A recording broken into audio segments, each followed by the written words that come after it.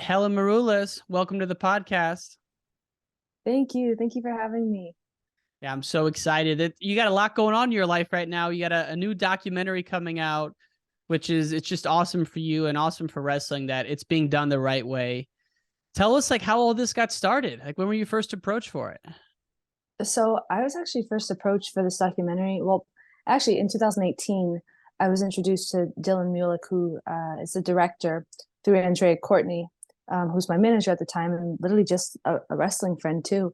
And I guess it first came about, they were thinking about doing, I don't know exactly what they call it, a movie about my 2016 Olympics. And then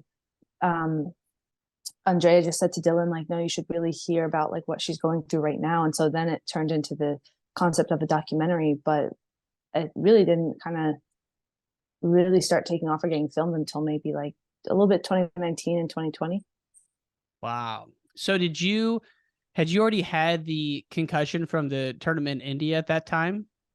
Yeah, so I had the concussion from the tournament in India, and I think I met them in around June. So I was just about like in the middle of the healing process. And at that point, you didn't know if you were going to continue, right? At that point I did. The first concussion, that I didn't retire after the first one. Um, I actually like well, I got the concussion. I spent all this time healing, and then I got a second concussion, and then that also like had such weird symptoms, and then led to a PTSD diagnosis. And then I went to a facility for that, and then I got out and was like, I don't know what else to do. I'm just going to train for the worlds because I have this wrestle off. So I did that, and then I blew my shoulder out. So I wasn't thinking about retiring. It was just more like, this is a long road to get back. Yeah, and I'm sure we'll get into that because I know something that you battled through, and that's kind of what this film is about is a redemption story, and also it seems like a little bit of a case study or a film on mental health, which is something that's top of mind for everybody right now. Yeah, it's interesting, especially just to receive some of the feedback that we did from the film festival. It's really interesting because this whole time I thought, oh, this is a sports documentary, or it's supposed to be a comeback story. And Dylan kept saying, like, this isn't about wrestling. This isn't about sport. Wrestling is just a vehicle that we're using to tell this bigger story. And I didn't really understand that. And it was also like before the Olympics. I'm like, no, I got to win this. But yeah, in hindsight, this is really cool. Have you watched the documentary Weight of Gold? Yes, yes, I have. That is fantastic, and it just Yeah. from what I've heard from Dylan, I have those vibes from it, and that's I've watched that several times. Yeah, I remember. I think, when did that come out? Was it like 2019 is when I saw it on Netflix? And sorry, my cat. uh, yeah, and I just remember just being moved to tears, and just being like, oh, I'm so happy that this is being talked about. Yeah, the thing that really stood out to me is what it's like for an athlete if you win once you get back and the parade dies down, and then how quiet it gets. Like the month after the Olympics. Yeah, it's honestly been really eye-opening for me.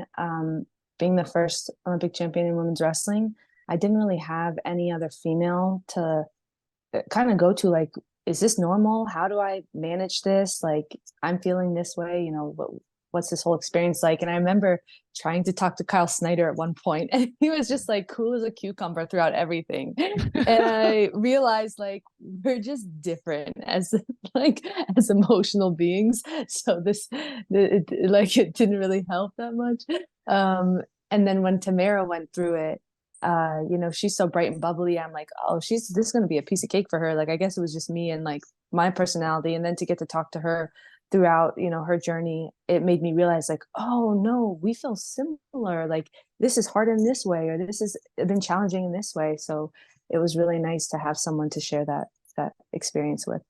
So what was it like for you? 2 weeks out after the biggest win in American women's history. Well, this is what, like, when people have asked, this is what I've said. You basically go from living this like cave mentality, it's eat, sleep, wrestle, all, and it's like you're so dialed in, and then you win, and it's just like the wild wild west, like whatever you want. It's a ton of media, and the big thing is that for me, it felt like for 4 to 6 months everybody either wanted to know what happened on August 18th, 2016, or they wanted to know about what I'm going to do in Tokyo 2020. Like that was it. So it was always being asked about this past moment or this future moment. And then I think that, you know, when you get away from just like being in the present and being real grounded, I think that just kind of can impact you a little bit. And so that's what I felt happen. And then, you know, just naturally from peaking at the greatest tournament ever, and the, you know, the highs of winning and like the adrenaline dump and everything, and then you got to come down that mountain. So it's just a bit of a roller coaster, and I just wasn't equipped. You know, I have a strength coach, I have a nutritionist, I have a wrestling coach. There was no coach for me for like, this is how you deal with things with like this new media or new success or just new recognition. And it just felt like it all happened at once. And I just, maybe like, I'm sensitive. Maybe that just was a harder transition for me than for others.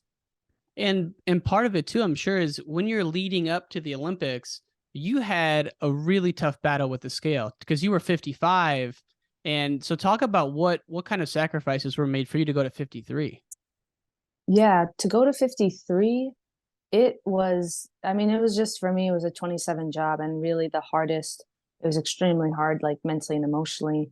Um, you know, I just remember working with doctors and nutritionists and being a month out and like, okay, let's try adding this, let's take away this, add one less bite of this when you eat. Okay, let's add this much more of running. And it wasn't that the physical demands of working out were so, that wasn't the hard part at all. It was just like the second I'm told to do something, I'll do it, but it's not working, and then I'm like freaking out. Or, and not that they told me to do the wrong thing. It was literally just my body was just fighting it. It didn't like, I felt it. It was like, you know, it was probably a shock on my system to cut down for the first couple times and then jump back up and then try and get down for the last one.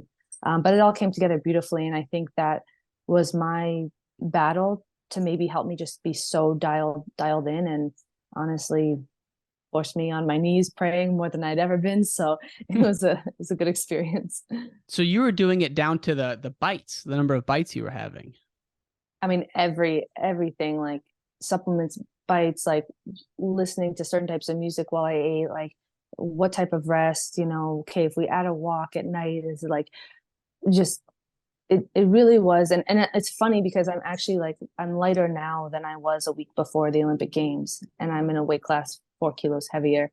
So I just really think that there was so much like stress and shock that you know, the body, you can't just force it to do the physical things. I think you really have to treat it. Or I've felt that when I incorporate my body and really make it mind, body, spirit, and I'm pretty like centered in that, then it works better for me. But just the shock of the Olympics, and there was so much at stake. And so a week out, how far over were you? I was 60 kilos at opening ceremonies, and then that was 2 weeks out. And then I was 59 kilos 1 week out. And then literally the day before, I'm telling you, it's just a miracle. Like the day before, I woke up after this workout and I was 56.0.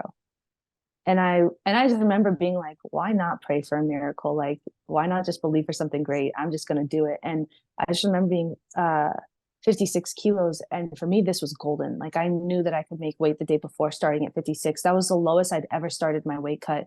And the weight cut went so easy. Like just, you know, you got to do it, but like it wasn't, there weren't any, you know, crazy issues, or it wasn't like a mental battle. It was just like, okay, I did this program, followed it, checked my weight. I was 52.9. That was the lowest I'd been. I went to bed. I woke up the next day and, or no, I think I was 53.5. Then I went to bed and I floated to 52.9.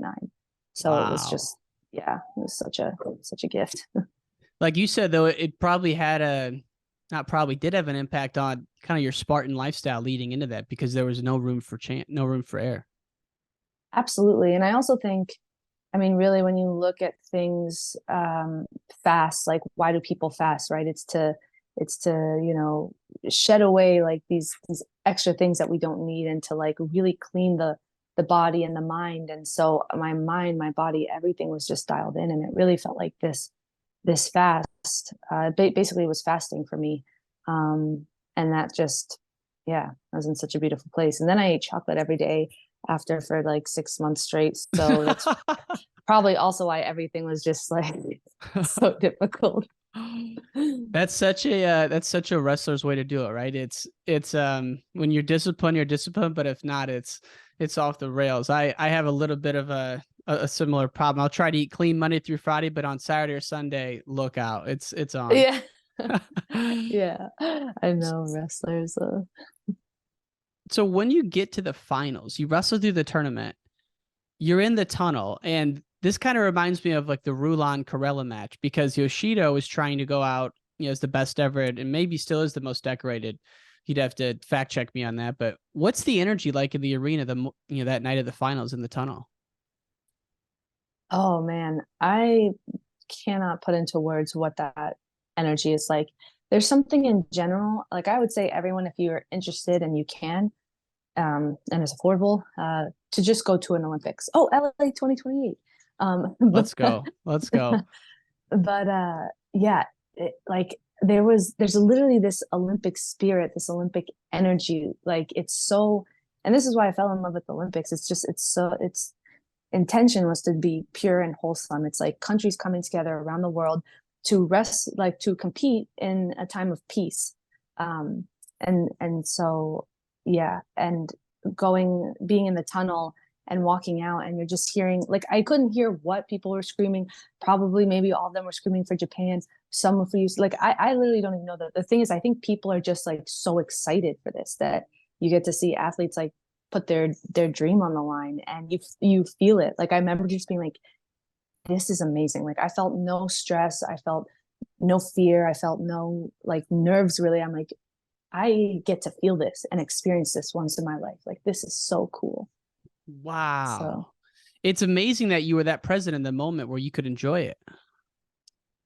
yeah, I mean, it's like a split second like feeling Right. of that. Like I wasn't like, oh, the crowd and what is this moment gonna be like in 10. It was more just like I remember we walk out and I'm like, whoa. And then you bring that with you to channel into your focus.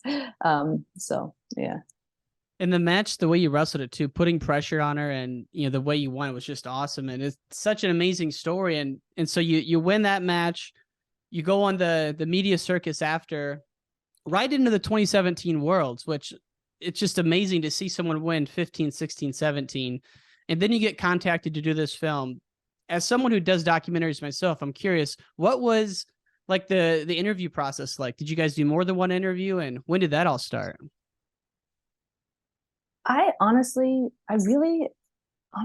remember. Dylan, the director, would probably have a way better timeline for that, just because I was in the middle of this healing journey. And also I hadn't been diagnosed with the PTSD yet, but I think there are some things that were culminating where I just didn't really trust anyone, Mm-hmm. and I didn't trust people. So it was almost like, man, these people are really nice. When I meet them, I have a good feeling, but I don't want anyone to get close to me right now. Like I'm trying to figure my stuff out. And so, I think we met, and then even when they'd said like we want to shoot this documentary and we're, you know, putting the pieces together for that, in my mind I was kind of like, yeah, people promise a lot, but do they really deliver? Like I'll believe it when I see it, kind of a deal.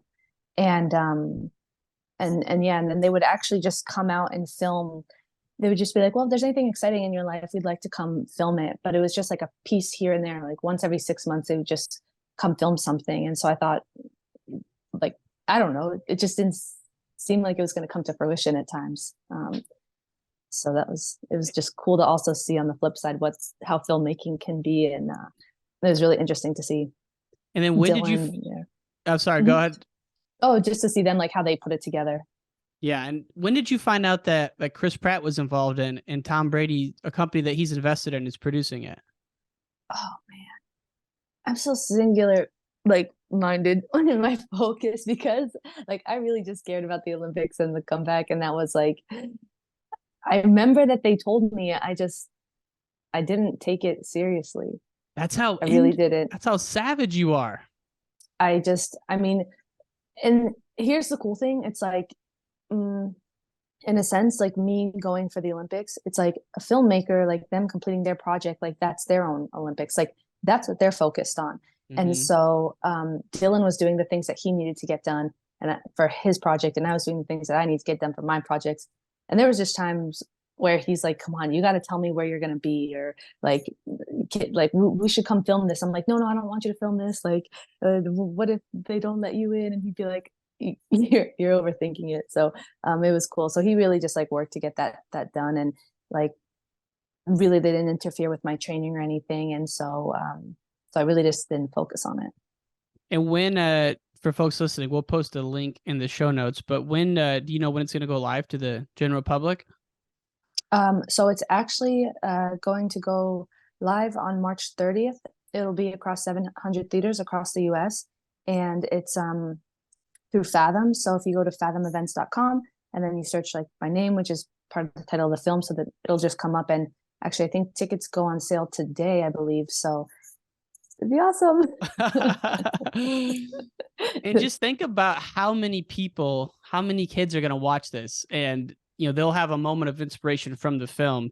I just think it's so awesome when someone takes on a wrestling project and does it. And your story is the epitome, because when you were getting into wrestling, women's wrestling was on the back burner and just kind of, I wouldn't even say catching steam yet. I mean, to see how far it's come since then is pretty crazy.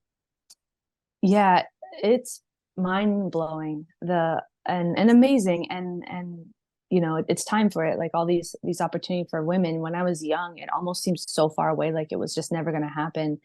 And now it's like, no, without a shadow of a doubt, this will happen. This is um women's wrestling is here to stay. And I just got off a really cool call yesterday about some stuff with NCAA and emerging sports status with women. So it's just like, it's so hopeful and exciting to know the opportunities that are going to be available for girls in the future.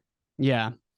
And how did you get involved with the U.S. education program at Northern Michigan? Because it sounds like that was a pretty big turning point for you in your journey. Because up until that point, you were wrestling in Maryland with the boys team, correct?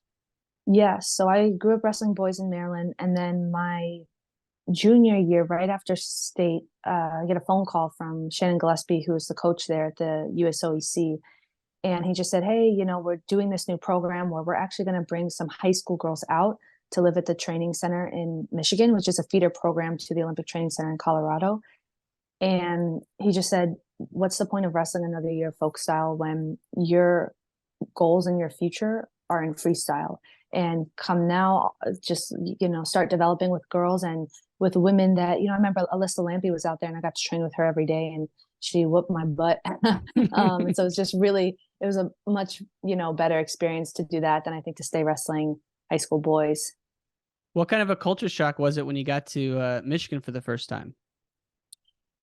It was definitely a culture shock. When I was 16, I didn't get homesick or anything like that, but I just also think that I was like immature and went out too young, and it was a little bit of like, it was a new program for them, so they were trying to figure out. I mean, we were 16-year-olds living in college dorms, um, and then because of that, we had like an 8 p.m. curfew.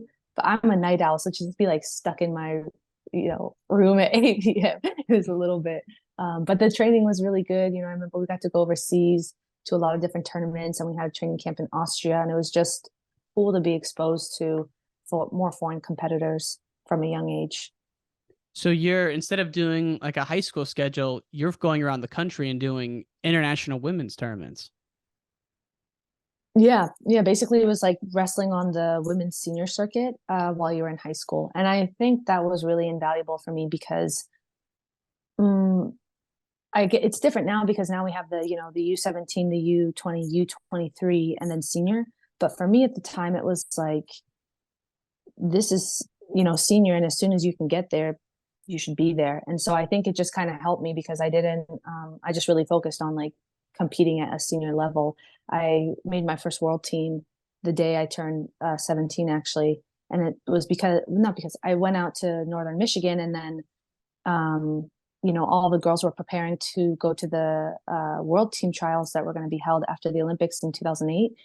And I just said, "Oh, I want to go." And the coach was like, "No, you should really just stay here and develop for a year." And I said, "Please just let me go compete." And then And then I made the team, which was like super cool. And I went to my first world championships, and that was like, after that, it was like, I don't want anything less than this. Like, this is such a cool experience. So, What was it about that event that stuck out to you?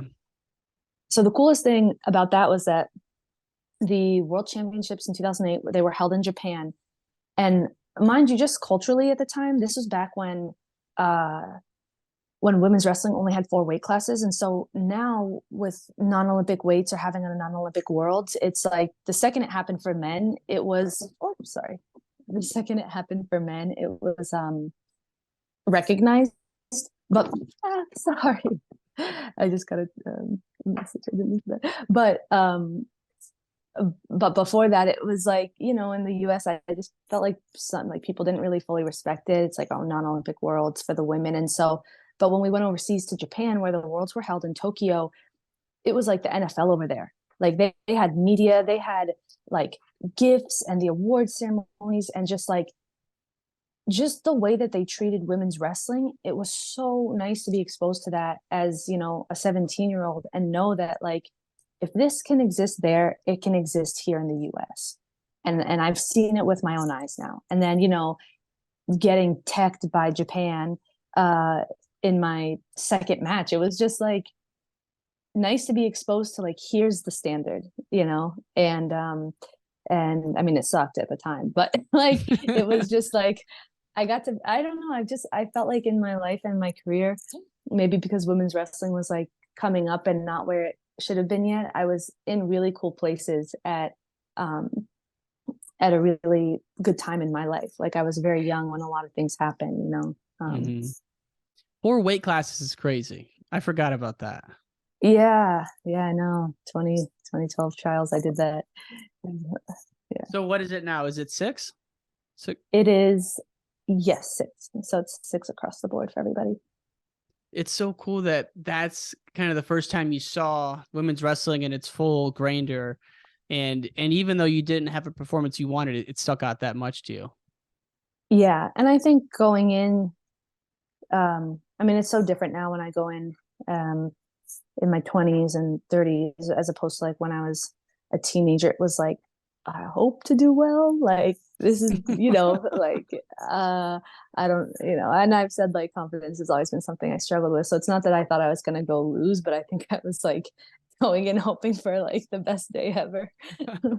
um, so, and then also, like, because you're that age, I think coaches maybe also don't have the highest expectations of you. So they were really good about like, really take this all in, look at the other girls on the team, like look at how they're weight cutting, look at how they're sleeping, like study how they're handling their nerves, look at foreign competitors, like what are they doing. So, and I've always been very observant and analytical, so I think I really made the most of that. And then 2011, was that the first time you were at the senior level worlds? Well, 2008 was, Oh, that was and a then senior team. Oh, I thought that was the yeah, junior team. Oh, no, sorry, that was senior worlds. So I was saying it's Wow. the when they had the non-Olympic worlds after the Olympics, but they only had it for women at the time. But that was a senior world championships. Got it. Yeah, So that was your first senior worlds. yeah, I lost to Obata from Japan, who actually went on to win the Olympics in 2012. So Got it. like, it was, I mean, so cool, you know. Yeah, you're So right up there with at a young age. 17 is so young. To be at, I mean, so you've been at the elite world level for, you're going to test my math here, but like over 15, 16 years, which is pretty remarkable. yeah, I've been on national team since basically 2008. Wow. Senior national team. So it's, again, yeah, it's been a lot of time to like learn and grow and discover and get comfortable, I guess, or hopefully. I guess you shouldn't be too comfortable. And when you look at, your whole career, it's been US battling Japan. What do you think enables a country like that to have that kind of sustained success? Is there something you've noticed when training over there? So I think a couple things contribute to why Japan has been able to kind of stay at the top for so long. First, I believe that women's wrestling came to Japan, I think 20 years before it came to any other country. And from what I heard, it was like pretty well received early on. So I think some coaches transitioned from men's to women's and realized, wow, these women are really coachable. And then like, it just really started taking off. And then you look at countries like the US, which were supposed to be so progressive, and it's like, man, some of the biggest resistance that I've had in wrestling is just from male wrestlers or male wrestling coaches, are just like not having an opportunity to, or space to get better. So the women, I think the Japanese women kind of had a 20-year head start on every other country. And then I think just really they've also just developed a really good system. And I think that a lot of other countries with women's wrestling, there's just been a lot of things in flux of like trying to figure out a system, or it's growing and changing. And I think the US now, we're coming into, having this great system, and we have a great leader in Terry Steiner, and with the national team staff. And so I've been around since, I mean, really been going to I went to the first ever Olympic camp in 2004. So I wasn't that involved in, but I got to see like how things have just transitioned over the years. And it's so cool to see USA make the changes that they need to like put, the best team forward and really develop for the cadets and juniors. And I think it's just a matter of time. It's absolutely amazing. And it's been kind of an example of what's been happening for women's wrestling outside of the Olympic level. Look at all the states and the colleges, and hopefully there's more NCAA programs on the way. I'm sure better than we do, but very exciting. And when you think about, to me, the first time I saw Olympic or women's wrestling on the big stage was, I guess it would have been 2004 or 2004 at the trials, but 2012 really stands out to me. And I know that's a tournament that was kind of a turning point in your career. What's it like at the OTC the year of an Olympics? This is interesting. Marcy Van Dusen, she was a 2008 Olympian. And I remember I told her, oh, I'm going to go live at the Olympic Training Center the year before the 2012 Olympics. And she just said, Helen, be careful, because the year of the Olympics, everything changes. Like, you go for camps and it's one thing, but when it's the year of the Olympics, it's just a different beast.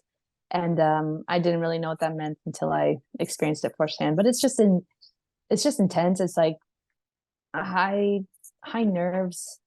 I guess you can't lie to yourself. This is a once every 4-year thing, and everyone knows it, and so that shows. Yeah, it's and just being at the epicenter out in Colorado Springs, you probably feel it even more. Yeah.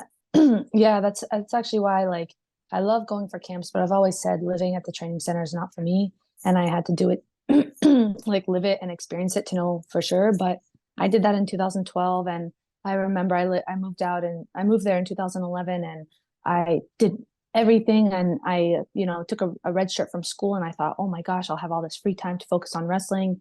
And really it just wasn't healthy for me. I taped a little gold medal on my mirror to get up and look at myself and whatever, but just having the Olympic rings in your face every day, it was not good balance for me. And to just be there when it was always about the Olympics, it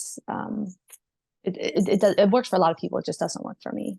So I know that I'm so focused on wrestling, so I actually need things that will help me be more balanced and be like, oh, there's more to life than wrestling. Here's a beach in California. Go sit there and enjoy it. Don't think about this.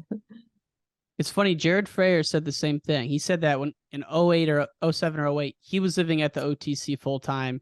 And he's like, I was focused on wrestling the most. And ironically, I did my worst wrestling. All I was consumed with was wrestling. And it was something that stuck with me. It's been months, but you just remind me of that.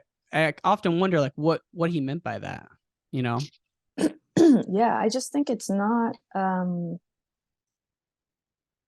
it's almost it's interesting to me. One thing that's helped me a lot is to look at something and be like, why do we really do this? Or if we can get to the root of what we think this is going to give us, we'll probably find that this was never the solution to begin with. The root cause is going to tell us what it is. So you think, oh, to get better at wrestling, I need to spend all this time doing it. And really that just comes down to no, you have to find a place in yourself where you decide that it's enough.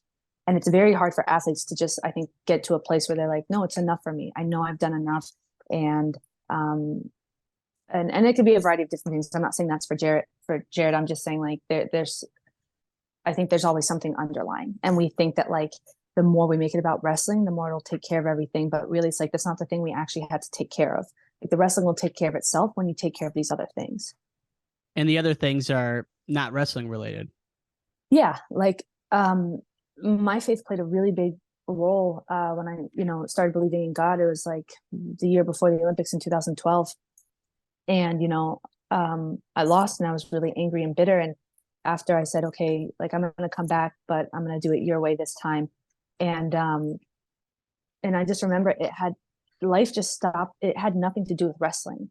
Like, I knew all the things that was being asked of me was going to translate to wrestling, but it was more about building my character, or like just paying attention to the things about, I don't know, what's really important. And when those things fell into place, and then I felt like my wrestling changed for the better. Because you go to a tournament and now all of a sudden your identity is not wrapped up in your performance, right? But you can't use wrestling and do more wrestling to figure out that your identity is not in wrestling. So you have to figure that out outside of wrestling. It reminds me of the story you told in the documentary Flo did a couple years back, where like you were, I think it was before the Olympic trials in 2012, and Terry Steiner told a story that like you don't need this, Mm-hmm. Yeah, he said, go ahead. Oh, no. Yeah. When Terry had said that you don't need this, you don't need to win, you just want to win. That was what you're... Yeah. What was your, could you share that? Yeah, I remember it was maybe like a month out from Olympic trials, and obviously everyone's feeling the pressure and it's like really intense. And so Terry gives us this talk after practice, and he goes, listen, ladies, like, just keep this in perspective, that you don't need to make this Olympic team. You want to make this Olympic team. And there's a very big difference. And I just remember thinking, yeah, right. Like, you don't understand me. I need this. I need to do this. And then after, when I lost, I realized I was wrong. It's just, wow. Yeah. Looking back now, you're a seasoned pro. When you look back at 2012, what do you think was something that maybe that you wouldn't have repeated going into it? Was it just putting too much focus on the outcome? That I wouldn't do in Or like 2012 again? Or just like if you were telling a young competitor, like, I learned this from that. Is it like putting wrestling on a pedestal? Is it? Yeah. I would definitely say, like, putting being an Olympian on a pedestal and making everything about wrestling. And my teammate Yelena said this once, and it stuck with me ever since. She said, no one's given everything. So maybe you're given strength and you're given a work ethic, but like, you're not given wisdom to know when to pull yourself back. Such an athlete, it's like they always run themselves into the ground. Or there's really, really talented athletes that are so lazy, and you're like, how are you wasting this gift? But there's no one person that's given everything. And so we each have this one area that's almost like our kryptonite or our Achilles heel. And if you can work on that and overcome that, then you can, see, I think see results. And for me, that was just really confidence and believing in myself. I remember Yelena said to me once, I can't believe how talented you are and how much you have going for you, and how terribly you speak for yourself. And because she had heard me after I lost once, just like berating myself. And so I was like, wait, people don't do that? Like, everybody doesn't do that? And I was like, well, then how do you make sure that you don't just get complacent about losing then? Like, I didn't know that there was another way. And I remember in 2011 going to the Pan Am Games with Yelena and Clarissa Chun, and we were all in the finals. It was so cool. And then they had both lost, and they lost to really amazing competitors. And it was like, you could tell that they're competitors, they're sad, but in a split second later, not split second, but like, maybe an hour later, they were completely fine. And we all went out to dinner. And I remember it was so inspiring, because I'm like, and I asked them both, I'm like, wait, how do you do this? And she goes, look, I'm not like, am I sad about the loss? Yes. Do I take the time to process it and think about what I need to change? Yes. Are there things I'm going to go back and work with my coach? Yeah. And she goes, but if I spend the rest of the night sulking when my family's here and they came to visit me, and like, she's like, you can't do that. You're not going to last in the sport either. And so that's when I realized, oh, I have to change. And so I think losing in 2012, it was just like, I can't ride these highs and lows anymore. So I would say just going back and just Wow. finding balance. So it was that, like, up until that point though, you took every loss as such a personal hit that it was that eye opening to you that they could go out and have dinner and enjoy themselves. Yeah, it was like I I couldn't believe it, and I just remember thinking like, there's some voice in my head, some incorrect voice. It's like, but no, if you do that, you'll get complacent, or like you'll just overlook the loss, or you won't. I don't know. I just and probably it was so much wrapped in identity and just immaturity. Where here are these seasoned veterans that have achieved things at the highest level, and so they just knew they knew what the correct way to handle it was. And you see Kyle Snyder, I think after his losses in, I think it was 2018 or 2019, just seeing his interviews, you can tell, like, that guy does not like losing, but you can tell that it had no bearing or impact on his identity, or his ability to enjoy life and move on. And I think when you look at younger athletes, sometimes it's like you see that they struggle with this. That was eye opening, right? Like, he is light years ahead of his time, because he's like, it doesn't Yeah. define me. And it really seemed like he was not okay, but like you're saying, able to process it and not just be totally wrecked by it. Yeah, I And I'm think sure he it's was wrecked yeah. by it, but sorry, go ahead. I actually, I mean, I really don't, I don't know, because it's the same way that I don't know if he was wrecked by it, because it's the same way that when I lost and or when I won and I seen how Clarissa and Yelena handled losing, I thought like they must be wrecked by it. Are they just like trying to cover this up? But then I saw like, no, this is very genuine. They're just in a better place. Like they know how to do this. And with Kyle, I feel the same way. And the amount of times that I've talked to Kyle about things and got to pick his brain, I'm like, he's just a really healthy, mature, balanced individual. And I think he's able to do this at the highest level without ever letting it like taint or tempt him, Hmm. in my opinion. But that's just from observation.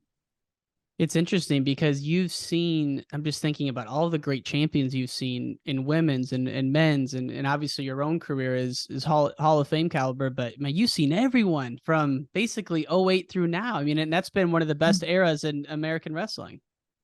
Yeah, I don't know. I was having this thought the other day. I'm like, it's just been such a gift to be alive at this time. I was just in Kyrgyzstan for a training camp, and it was with Aislu Tinabakova, and she's the first person, male or female, to win a world championship in wrestling for Kyrgyzstan. She's a superstar now. And then we were driving up the mountains with Ep May, who was basically the first woman to do all these things in wrestling in Estonia. And I just was like, oh, in this time, like everyone's the first. Everyone's doing amazing things in their country. Like there's so many trailblazers right now, in this era that I get to be a part of. And so I'm just like, what a gift. I'm like, I just get to be around. I don't know. It was so cool. Yeah. And yeah, I'm just, even on the men's side, and to see how, like, I just like, it's so cool that young girls don't have to go through this. Cause I remember a period of time at the beginning of, being in the senior national team circuit where like women were just like the rejects of the wrestling world. And it was like, oh, don't want to go near them with like, I don't know. And then to It was see noticeable them, though, at the early days. yeah, yeah, it was.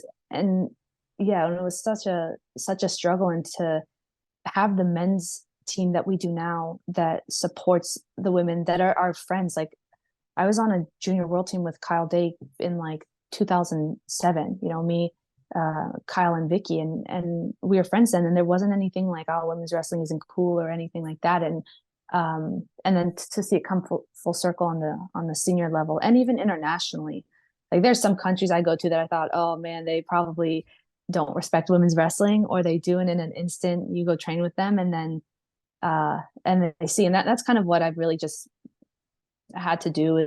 I've always said, like, you might not like women's wrestling, but if you just wrestle with me for an hour, there's no way that you're going to like, there's no way that you're going to deny that, like, I don't deserve to be here. Mm-hmm. And it's not like, oh, I'm so great or anything like that. It's really from when I was a little girl, I noticed that men in wrestling and coaches in wrestling, they like to kind of put this bar for girls that you're good if you're tough. I hear all the time, like, oh my God, my daughter wrestlers are like, I got this girl on my team. She's so tough. She's so tough.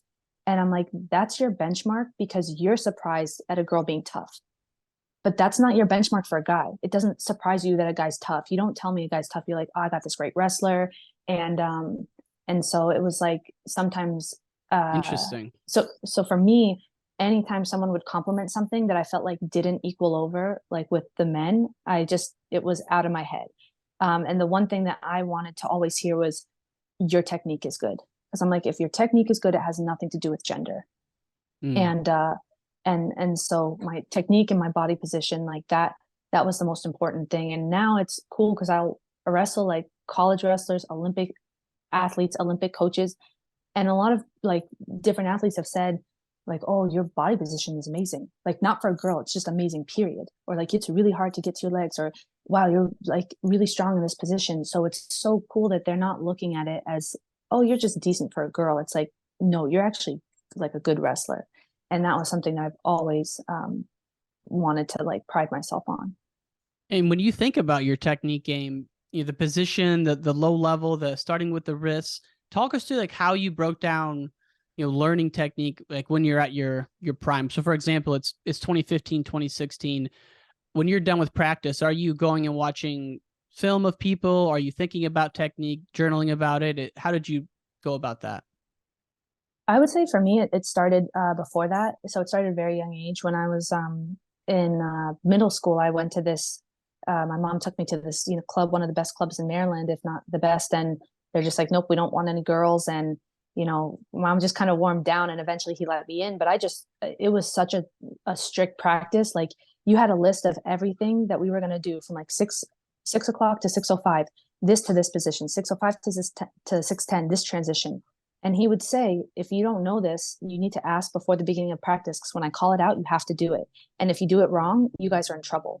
And so, I mean, down to like where your toe was pointing, where you had to remember every aspect of the move he showed. And so it was amazing because the focus wasn't on strength or speed. It was really about like body position and technique. And he had 33 rules of body position, and he gave you a printout and you had to memorize them. And Kyle and I Wow. came from the same club, and we have those body position rules to this day, and like some of What them a are like, club, okay, by the way. yeah, Unbelievable. it was amazing. And it was so good for me because sometimes you go into clubs and it's like you show some moves, but then it's like, well, wrestle live and grind it out. But it's like me wrestling these 120, 130 pound high school boys, it's not gonna add that much, and it really like beats down on your body.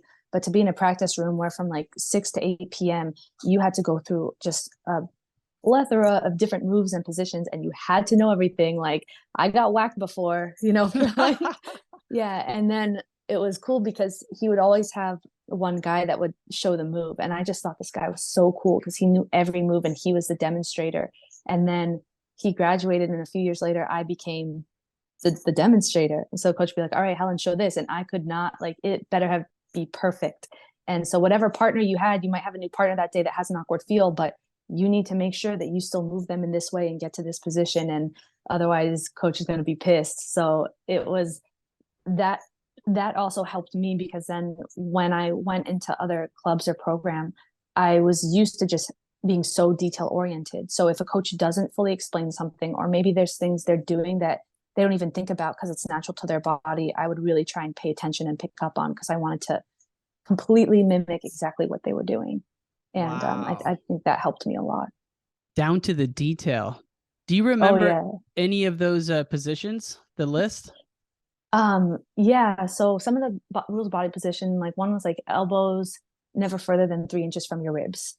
And it's like, if you look at it historically, when your like arms are out, it's not really great. And one was like head always higher than your hips. If you don't know what to do in a certain position, get your head up. Um, there's some other ones, I'd have to pull the list up. Yeah, no, I I didn't mean think to I put just you on the spot, but no, I was it's just okay. curious. Like, you never have 2 knees down on the mat at one time, but it'd be like there'd be exceptions to the rules, like, okay, in this specific position, and more things are like geared to folk style. So when you're pinning someone, the rule of thumb is like your hip, turns to their hip instead of to their head. Like it really is like a kind of like a wrestling for dummies, because sometimes things are just so hard for kids to take in. And it's helped me in like my coaching, where I'm like, I want to get to the point where I've trained your body to just react correctly, so that you actually don't have to think like, wait, what move do I do here? Even if it's some weird position that you don't know you're in, okay, if my head's down and my hips are up, that's not, I don't want to be there. Okay. Like head up, come up, finish out the back door, whatever it may be. Yeah. It was really amazing experience. I think it's so powerful to break things down into systems like that, because it Yeah. helps kids remember. And one of the best coaches in Illinois, Jose Martinez, he had this kids club, same thing. Like it was down to, he had them printed on the wall and it was step by step. And it's like, it's so much better than just having a flavor of the week. Like, we're going to do this today. No, we're going to drill it methodically over and over in this system. Yeah, 100%. I know I'm going to get asked this. So if you or Kyle do this, post the list, because parents are going to be calling me or messaging me on Instagram. Hey, I still, like 3 years ago, Tom Ryan mentioned that Dan Gable gave him like a 12-month playbook. To this day, once a month, once a week, I'll get someone asking, hey, did Tom Ryan ever send that to you? And I'm like, no, he didn't. So I'm just putting it out here now. If you have it, Helen, go ahead and post it, because people will be begging for it. Okay. Well, this coach is retired and living his best life in Florida. It's his intellectual property, so I will have to ask him. But if he's willing to share it, then yes, I will share it. It sounds like the coach should come on the podcast. He seems the fact that his club produced Helen Maroulis and Kyle Snyder, that's crazy. Yeah, he's awesome. Wow. So I wanted to kind of wind down with 2021 was a crazy year for you in terms of making the Olympic team, going to Poland, going to Tokyo, and now you're at the Olympics where there's no fans, right? And you were at 2016, where when you and Yoshida wrestled, it was maybe the highest energy we've had for a wrestling match since Rulon and Karelin. And so going into 2021, though, I had read that you thought for sure you were retiring after that games. Is that true? Yeah, 100%. Why did you have that mentality going in? So I generally make commitments, like I'm committing to this quad, 2008 to 2012, 2012 to 2016. And I had made a commitment a day after Rio. Like I was praying about it, and I was like, okay, I know I'm going to do this next quad. And just, there's periods of time throughout the quad where like I did retire and I did have to stop. And when I retired, I just remember thinking like, this feels like the right decision, but like, what if some stuff changes in the next year and it's possible? So it was like, I had to retire in that moment, but it was never like, hopefully, like, it was never like, maybe I know that there's always a possibility for things to change, but it kind of felt like 2020 really just became about literally just crossing the finish line. Like I remember feeling like I don't wrestle the way that I used to. My brain, and then certain injuries stemming from like the PTSD and some other things. Like there's some things that I've never shared with anyone. Maybe like a few coaches and doctors, of course, but it was just like, I just need to get through these Olympics. If I win the trials and that makes me the best person to compete, then I'm going to go compete, because then I'm the best representative and I want to do my best. But it was also like, this doesn't feel like my best that I'm capable of. It feels like I'm trying to just hodgepodge, throw some scrap metal on like a broken down machine and just like get it across the finish line. That's really what it felt like. And,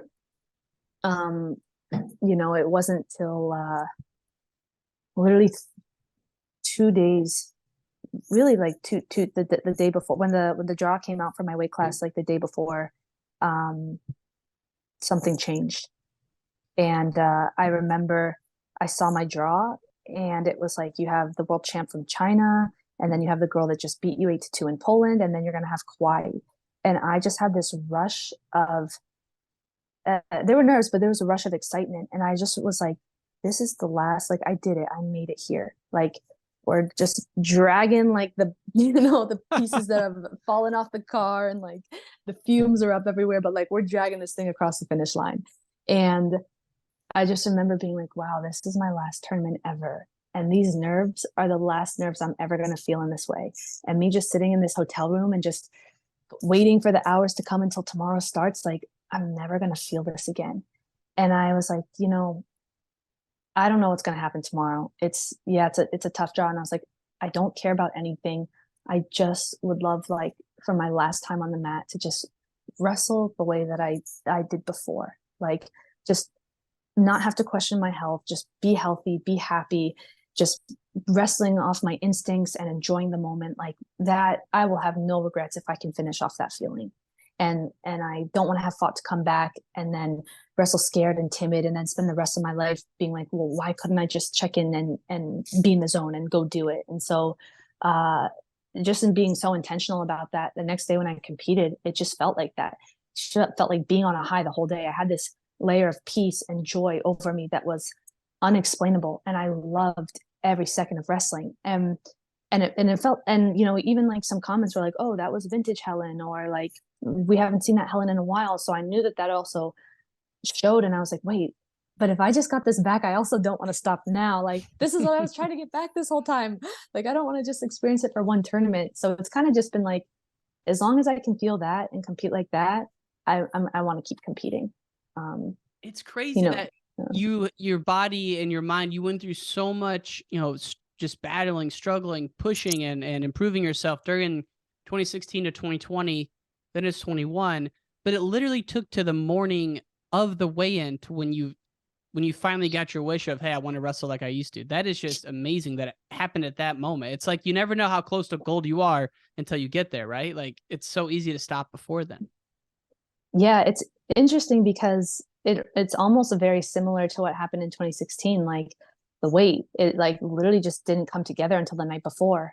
And I was like 56 kilos and I had this great cut. But every day before that, it was just the most stressful thing ever. And so I remember actually after 2016, when I committed to come back to 2020, I felt like 2016 took everything out of me. Like, it just required the most. And I didn't know life went on after August 18th, 2016. Like, I was only preparing for that day. And then when that happened, it was like, this took everything out of me. Like, I almost have to decompress and then recharge up again to get back and do this. And that took months and months. And when I came back, I remember thinking, if it was that hard to win your first gold medal, it's only going to be harder the second time around. Like, I just intuitively knew. I just felt like I was being prepared. Like, hey, just heads up, if you thought that was bad, like, and I never thought that it would result in this and like all the injuries and everything. I thought it was just going to be like more pressure or something.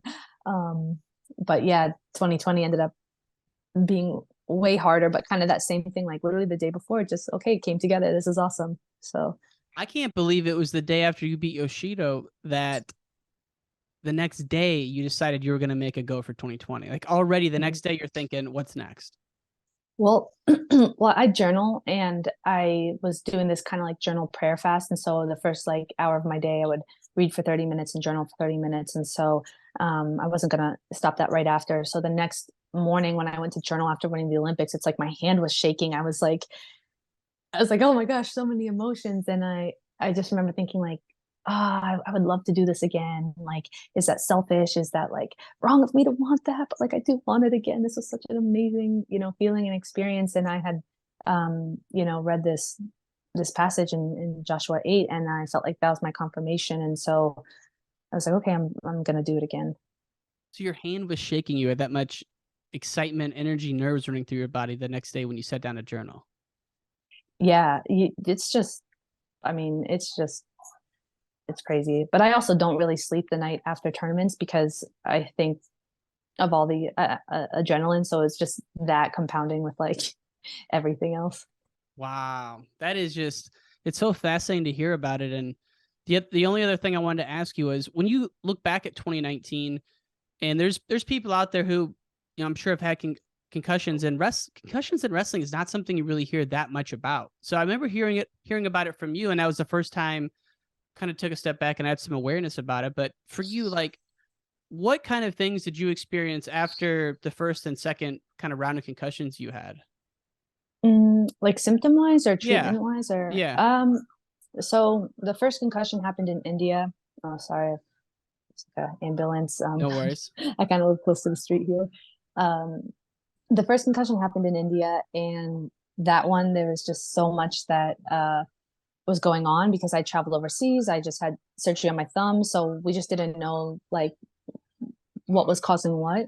The really dangerous thing with that was that I kept wrestling on it, and I didn't have good advice from like doctors, and there wasn't a trainer, and like coaches didn't really provide like probably the best advice. So it just the ball got dropped in a lot of ways, and I came back, and it turned into this like 4 month long recovery. And I remember I had to get special glasses, prism glasses, and they have these lines on them to like train your eye to come down to even out.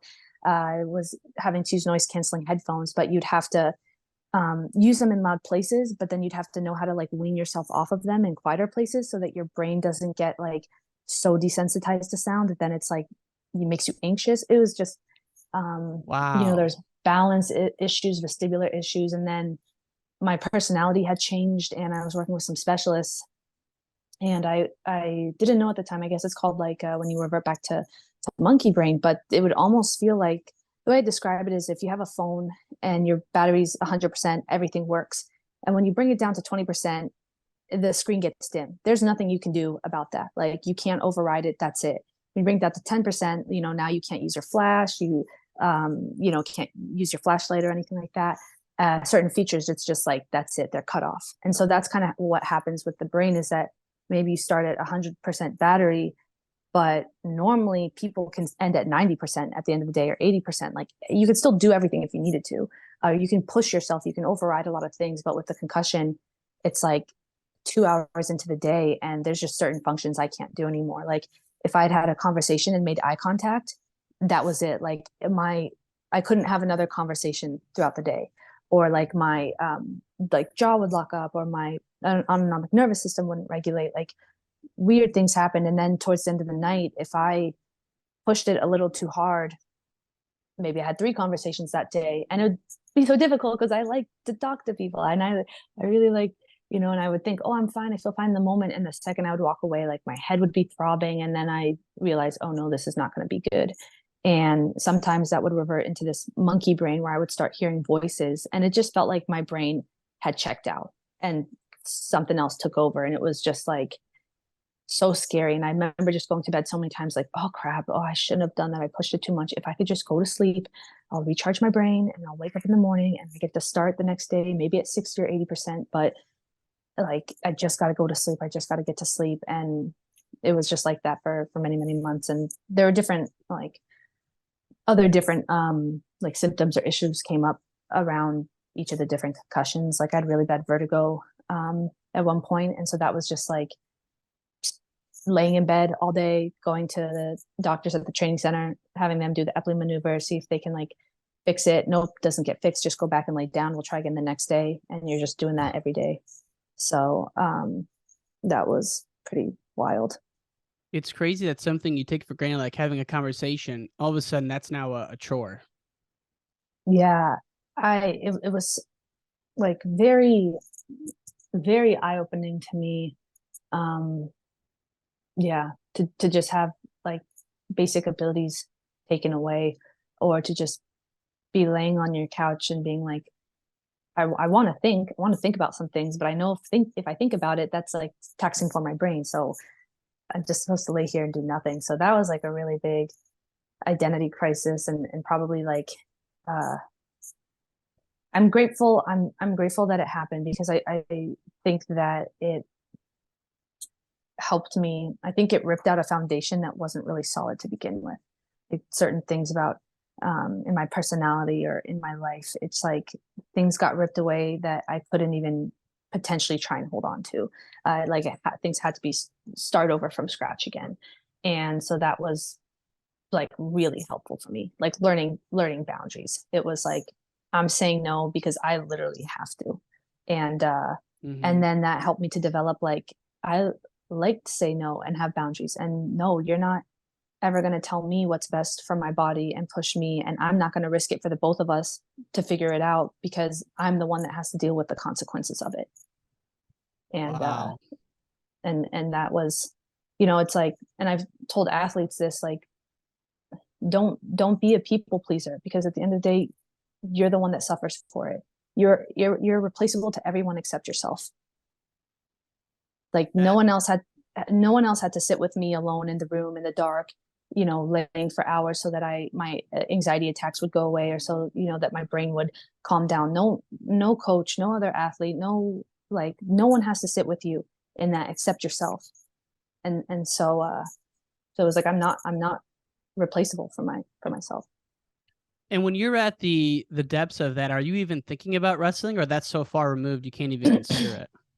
It's so far removed. Like, I really did not care about wrestling. I didn't watch wrestling for 2 years. I didn't know who was on the teams. I didn't watch a single match or tournament. Like, people try and talk to me about wrestling, and it was a trigger. It was just like, that thing caused me so many problems. Like, why do I want to, you know, go with that? And I actually got into dancing at the time to just help me heal, because the thing too is sometimes and I think it's different for me because I'd done what I wanted in wrestling. And so I think it would have been easier for me to retire.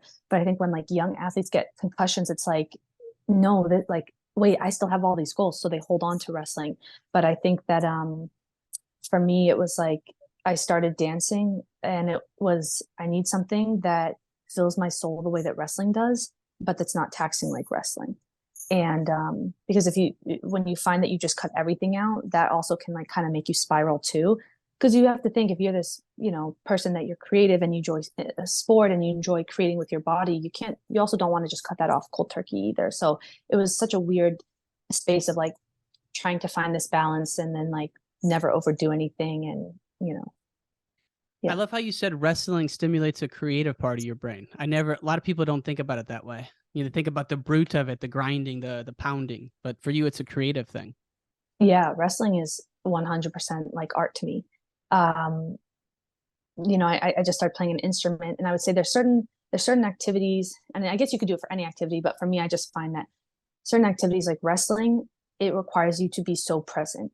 You know, if you come into practice and maybe you have like girlfriend, boyfriend issues, or, you know, whatever, this stress or this problem, generally, I think once you start wrestling, like, you don't have the time or the space to think about it, because there's so much going on. You're like, your body's reacting to things, and, you know, there's so many moves and combinations. It's not like running where you're just doing this one motion. It's limitless in wrestling, and so it requires you to be present. And I think that's really like healing and therapeutic for the brain and the body. And I didn't realize that wrestling was my outlet and my therapy until it wasn't that, until it was the opposite of that. And so that was kind of also why I wanted to heal and come back to wrestling, because it was just like, this thing gave me so much joy, and I don't like want to lose that. Wow. Well, this has been just so inspiring and enlightening to hear you talk about it like this. And I hope it inspires a lot of other people to think about wrestling in a different light. I know we're over time here, so I just want to Oh, say, Helen, no, I didn't want to take up more of your time. This has been a lot of no. fun. And, you know, you're an inspiration. You're a hero for all of us. Last question, and we always sign off with this is, you know, how did wrestling change your life? You've talked so much about what wrestling's done for you, but, you know, if you go and meet some folks and you're giving a speech to a business or a company, you know, what do you talk to them about with respect to wrestling and what it's done for you? I would say wrestling changed my life just because I found something that I love to do. And it was this avenue and this tool to shape my character and to develop as a person. And it provides this, you know, safe space for you to have struggle and challenges and have things to overcome. And you get to use that as a platform to do it. And it's just something that's brought me great joy and really helped me to come out of my shell and to become a strong person. Wow. Amazing. Thank you so much for coming on, Helen. We appreciate it. Thank you so much for having me, Ryan. Absolutely.